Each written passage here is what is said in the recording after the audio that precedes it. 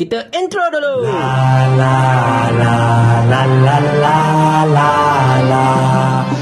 Akhirnya tuan-tuan dan puan-puan sekalian, selepas sekian lama kita bising, akhirnya pihak pembangkang telah memulakan kembali langkah mereka untuk menjadi pembangkang yang benar-benar efisien dan juga punya check and balance yang benar-benar jitu. Tetapi soalan timbul, adakah ini merupakan perkara yang akan kekal sampai ke habis penggal dan akan bergerak dengan baik, ataupun sekadar satu lagi hangat-hangat tai ayam? Here I come. Assalamualaikum warahmatullahi. Kritikan kita terhadap pembangkang yang tidak berfungsi dengan baik bukanlah satu perkara yang baru. Kalau anda ikuti video-video saya, banyak sekali saya telah melontarkan kritikan yang sangat-sangat tajam kepada para pembangkang Perikatan Nasional kerana mereka ini gagal untuk bertindak sebagai pembangkang yang baik, di mana banyak sekali isu-isu rakyat senantiasa disuarakan oleh rakyat, termasuklah oleh influencer-influencer dan juga para YouTuber ataupun TikToker seperti saya, Wabi Viral dan ramai lagi. Sedangkan ahli-ahli parlimen ini hanya diam membisu sahaja. Dekat dalam parlimen memang susahlah nak mencelah sana sini, tetapi dekat luar parlimen pun mereka diam je masalahnya kan. Jadi kita memang kritik mereka kau-kau lah tuan-tuan sekalian, dan anda pun tahu sampai ada yang mengatakan bahawa saya telah berpaling tadah, telah menyokong kerajaan Perpaduan Madani ini konon-kononnya. Oi, aku kritik pembangkang supaya mereka ini bekerja. Bukan bila aku kritik itu maksudnya aku dah tak geng dengan diorang. Cuma sekarang ini kita mengharapkan pembangkang yang benar-benar dapat menjalankan tugas sebagai pembangkang dengan baik. Kalau setakat hendak influencer sahaja yang bersuara berkenaan isu-isu rakyat, baik tukar tempat. Pembangkang Perikatan Nasional yang dekat dalam ahli parlimen tu tukar jadi influencer. Biar kami yang naik sebagai ahli parlimen, biar kami yang duduk dalam dewan, dan biar kami yang ada kekuatan untuk menyuarakan suara rakyat. Tetapi pada hari ini, mungkin selepas tak tahan dikritik dan sebagainya, mungkin kerana mereka akhirnya tersedar daripada lamunan yang sangat-sangat panjang, mereka telah mengadakan satu sidang media untuk memperkenalkan barisan ketua portfolio yang baru. Kalau anda masih ingat tuan-tuan dan puan-puan sekalian, dulu bukan tidak pernah Perikatan Nasional mengeluarkan satu shadow kabinet, di mana setiap ahli parlimen ini akan pegang satu portfolio tertentu. Contoh macam Razif Jidin Putrajaya, dia pegang bahagian ekonomi sebagai contohnya kan. Tetapi kita tak nampak mereka bergerak sangat. Masalahnya yang kita nampak cubalah pembangkang yang tak ketahuan, yang langsung tak ada hala tuju dan hanya muka-muka sama sahaja yang bangun untuk bersuara mencelah dan sebagainya. Dan di luar parlimen tak cerita lah, tak nampak langsung video, tak nampak langsung apa-apa posting, tak nampak langsung segala pergerakan mereka dekat luar parlimen untuk mengkritik isu-isu yang berkaitan dengan portfolio yang diamanahkan pada diri masing-masing. Tetapi pada kali ini dengan tagline kita sedia tunggu sidang parlimen, para menteri tak boleh duduk senang. Boleh macam betul tagline dia. Mereka mengadakan sidang media pada hari ini untuk menawarkan ketua-ketua portfolio mereka yang baru untuk berhadapan dengan sidang parlimen tahun 2024 ini. Di sini saya akan bacakan kepada anda tuan-tuan dan puan sekalian senarai portfolio-portfolio yang telah disusun oleh Perikatan Nasional, siapakah yang akan mengetuainya dan adakah ini merupakan lantikan baru atau tukar portfolio dan sebagainya. Dan portfolio-portfolio ini dibahagikan kepada beberapa kluster. Kluster pertama, kewangan dan ekonomi. Untuk Kementerian Kewangan, ini akan cuba di check and balance oleh ahli Parlimen Putrajaya iaitu Dr. Razif Jidin. Bagi Kementerian Ekonomi pula, iaitu merupakan portfolio baru dan sedarai ini, akan cuba di check and balance oleh ahli Parlimen Bacuk iaitu saudara Syahir Sulaiman,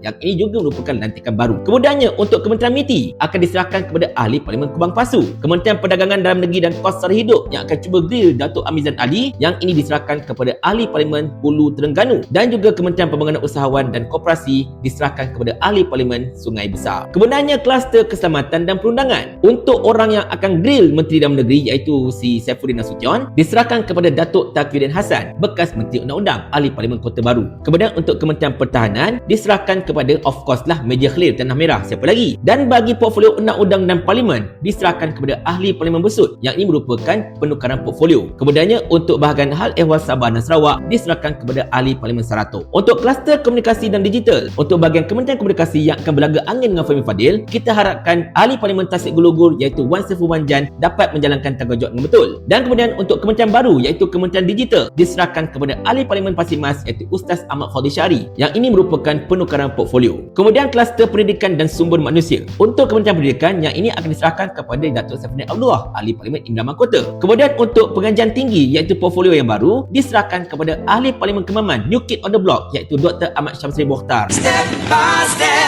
yang juga merupakan of course lah lantikan baru. Kemudian untuk Kementerian Sumber Manusia akan dijaga oleh ahli Parlimen Pendang. Untuk kluster agama, sosio budaya dan generasi muda, untuk bahagian hal ehwal agama diserahkan kepada mantan Menteri Agama iaitu Ustaz Idris Ahmad, ahli Parlimen Bagan Serai. Kemudian untuk Kementerian Pelancongan Seni dan Budaya, Mas Emiati iaitu ahli Parlimen Masjid Tanah yang ditukarkan portfolionya akan cuba untuk pegang portfolio ini. Kemudian untuk Kementerian Belia dan Sukan yang akan grill Hanayu serta Adam Adi diserahkan kepada Ustaz Afnan Hamimi iaitu ahli Parlimen Parlimen All-Star yang merupakan lantikan baru. Bagi kluster wanita, keluarga, masyarakat dan perpaduan, bagi Kementerian Pengangan Wanita, Keluarga dan Masyarakat, macam biasalah, siapa lagi kalau bukan Ustazah Siti Zailah, iaitu Ahli Parlimen Ratau Panjang. Begitu juga untuk Kementerian Perpaduan Negara, kekal kepada Dr. Halimah Ali, iaitu Ahli Parlimen Kapar. Untuk kluster kemajuan desa, wilayah dan pertanian, bagi Kementerian Kemajuan Desa dan Wilayah, Datuk Syaidan Kasim yang akan grill Fadilah Yusof. Ahli Parlimen Arau ini akan pegang kluster ini. Bagi Kementerian Pertanian dan Keterjaminan Makanan, orang yang akan bertanggungjawab untuk ketuk Kementerian Mak Sabu ialah Ahli Parlimen Beluran. Untuk Kementerian Peladangan dan Komoditi diserahkan kepada Ahli Parlimen Tangga Batu yang ini merupakan lantikan baru. Kemudiannya untuk kluster kesihatan, alam sekitar, sains dan juga teknologi, untuk Kementerian Kesihatan kekal YB Ahmad Yunus Khairi yang akan grill Dr. Zulkifli Ahmad untuk kementerian ini. Manakala untuk kementerian baru, Kementerian Peralihan Tenaga dan Transformasi Air akan diserahkan kepada Ahli Parlimen Rompin yang juga merupakan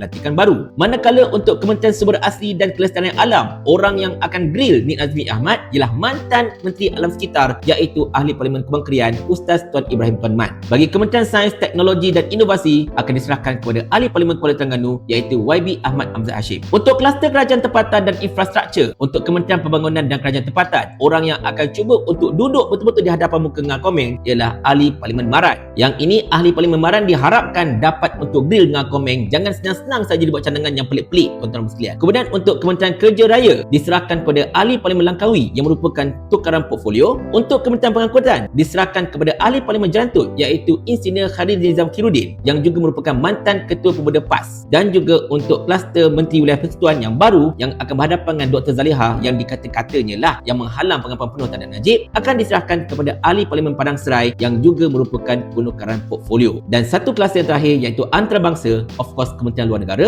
akan cuba dipegang oleh Ahli Parlimen Macang iaitu Wan Ahmad Faisal. Jadi di sini tuan-tuan sekalian, kita dapat lihat Perikatan Nasional cuba untuk menyusun kembali strategi mereka dengan lebih teliti lah. Mereka menamakan kluster-kluster tertentu dan dalam masa yang sama juga mereka cuba untuk meletakkan orang yang lebih sesuai dekat tempat yang sepatutnya. Dan langkah ini saya memang boleh pujilah secara asasnya. Kita nampak mereka akhirnya telah berubah, mereka telah dengar kritikan daripada rakyat, kritikan daripada kami secara khususnya, dan mereka kini tahu yang mereka kena bertindak. Sebab sekarang rakyat mengharapkan pembangkang untuk menjadi check and balance yang bagus. Rakyat mengharapkan pembangkang untuk menjadi pembangkang yang bagus, yang kuat, yang dapat untuk mengetuk kepada kerajaan supaya kerajaan tak buat benda yang pelik-pelik. Tetapi anda kata kalau pembangkang pun lembik, tak bergerak dan sebagainya, macam mana? Dan kita harapkan juga tuan-tuan dan puan-puan sekalian agar para pembangkang ini bukan sekadar menunggu sesi parlimen saja untuk bersuara berdasarkan kepada portfolio masing-masing. Tolong bersuara tak kira mana-mana pun. Anda ada akaun social media dekat Facebook, dekat TikTok, di mana-mana saja. Gunakan medium social media anda untuk bersuara bagi pihak rakyat. Gunakan kekuatan anda dekat social media ini juga untuk bersuara berdasarkan kepada portfolio masing-masing. Tak payah tunggu sidang parlimen. Sidang parlimen. Tetapi di luar parlimen juga rakyat tetap mahu anda bersuara. Macam kes-kes yang berlaku sekarang ini, pemberian dana kepada sekolah persendirian Cina,